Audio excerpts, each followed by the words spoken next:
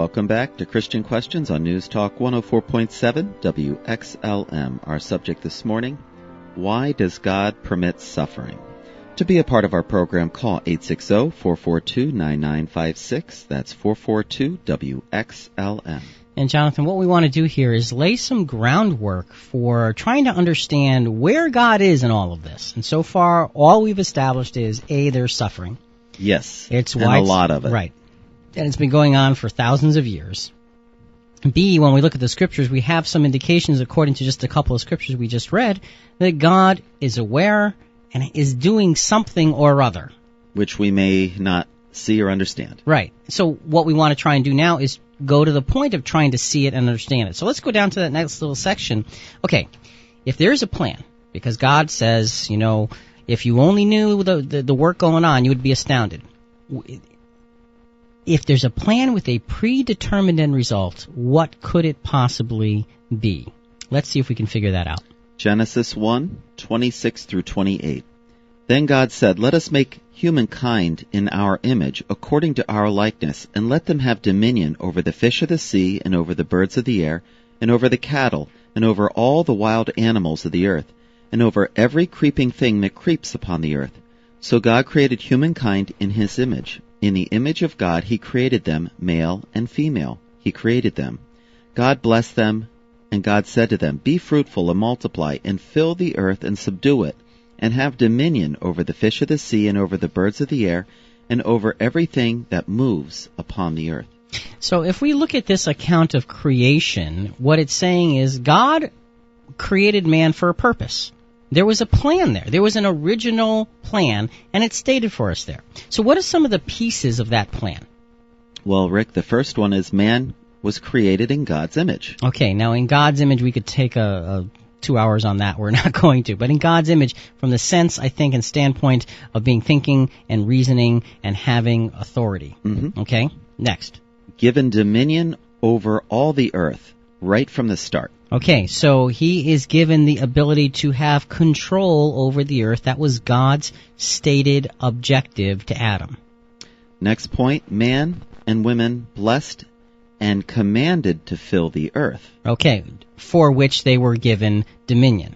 Right. Which is the next point. Right, dominion was to continue throughout their posterity. So, mankind is created, given dominion over the planet to take care of it, and said, okay, be fruitful and multiply, fill this planet, and take care of it. Mm-hmm. That's God's original plan. Now, granted, that's not very detailed at this point, but it gives us a sense of the original big picture.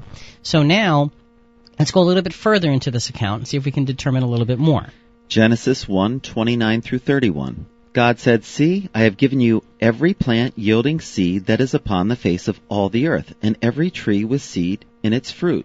You shall have them for food, and to every beast of the earth, and to every bird of the air, and to everything that creeps on the earth, everything that has the breath of life. And I have given every green plant for food." And it was so. God saw everything that he had made, and indeed it was very good. And there was evening, and there was morning, the sixth day. Okay, so the account continued with the proclamation that everything God made was very good. It was all in order, and his plan was unfolding. Okay, so let's hold that thought for a second. Let's put it off to the side and let's branch off. Okay, proof of God's plan is plenteous throughout the Bible by way of prophecy. Let's quote just a few prophecies here, and we're going to quote some prophecies where we want to pay close attention not only to the references of the events to occur, but especially to the references regarding timing, God's timing, which is a sure evidence of a pre-established plan. Because a lot of prophecies have a time factor. And that, if you're looking at predicting what's going to come true and you attach a time factor to it, there's got to be some kind of a plan behind that.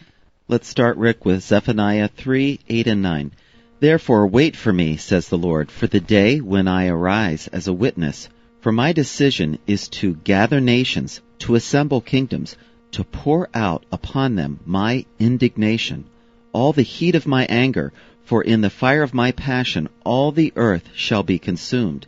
At that time I will change the speech of the peoples to a pure speech, that all of them may call on the name of the Lord and serve him with one accord. So the first prophecy here is talking about a change in earthly government, and it says, wait for the day when I arise as a witness. At that time, I will change the speech of the people to a pure speech, that they may all call upon the name of the Lord. So he's saying sometime in the future, there's going to be a dramatic change. Right. That's the point of that particular prophecy. A couple more. Galatians 4, 1 through 5. My point is this: heirs, as long as they are minors, are no better than slaves, though they are the owners of all the property. But they remain under the guardians and trustees until the date set by the father. So with us, while we were minors, we were enslaved to the elemental spirits of the world. But when the fullness of time had come, God sent his Son, born of a woman, born under the law, in order to redeem those who were under the law, so that we might receive adoption as children. Okay, interesting phrase, but when the fullness of time had come. So in other words, when it was the right time, Jesus was sent. Okay, not before, not after, but exactly at the right time. Now, a phrase like that, when the fullness of time had come, indicates that you're just putting things into a timeline when it's appropriate. Absolutely. So we're looking at it, trying to look at this from God's standpoint, saying, okay, the big picture is suffering exists in the world. Why? Well, the first thing we need to understand is that God has it in hand somehow or other. Now, we haven't determined exactly how yet. But what we've determined is there's a timing factor that's very, very important here. Let's continue, Rick, with Luke 21, 23 through 28. Woe to those who are pregnant and to those who are nursing infants in those days, for there will be great distress on the earth and wrath against the people. They will fall by the edge of the sword and be taken away as captives among all nations, and Jerusalem will be trampled on by the Gentiles, until the times of the Gentiles are fulfilled. Okay, and we'll just stop there, and because in the interest of time. But Jonathan, it said there's an interesting phrase there. These things will happen until the times of the Gentiles are fulfilled. So God is saying, now this is Jesus giving a prophecy of his return.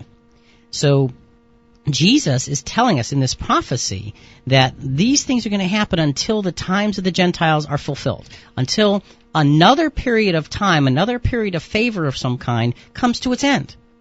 So, again, you're looking way into the future with a timing factor to it. So you're not saying, oh, someday this may happen.